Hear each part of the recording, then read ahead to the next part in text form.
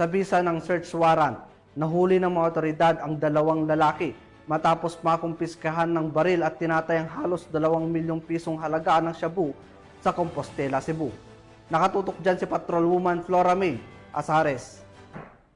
Arestado ang dalawang lalaki matapos ang ikinasang search warrant operation ng Compostela Municipal Police Station noong Mayo 23 taong kasalukuyan sa Procmanga Sitio Danicop, Barangay Basak, Compostela, Cebu. Pinangunahan ni Police Captain Lino Teres D. Galvan III, officer in charge, ang operasyon alinsunod sa search warrant na ipinalabas ni Honorable Judge Lucia M. Cad Enhambre ng Branch 89 Mandaue City, kasama sa operasyon ang mga operatiba mula sa RIU 7, PIUC-PPO, 1st PMFC, SAC 64th Company at Compostela MPS.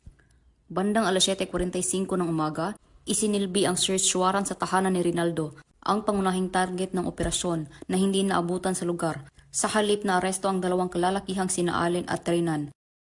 Upon implementing the search warrant ay nahuli natin ang dalawang kasama o caretaker sa bahay ni Tata Ray na may dalang baril at during implementation ng ating search warrant ay nakita natin o na-recover natin ang isang shotgun, isang KG-9 at isang 9mm revolver at 219 grams na pinaghinalaan nating shabu.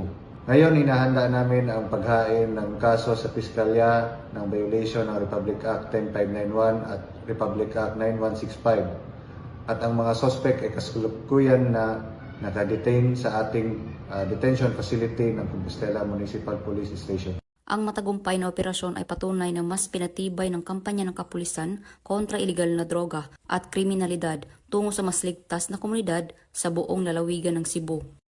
Mula dito sa Police Regional Office 7, ako ang inyong PNN correspondent, Patrolwoman Flora May Azares, Alagan Batas, tagataguyod ng Balitang Pulis. Maraming salamat, Patrolwoman Azares. Narito naman ang mga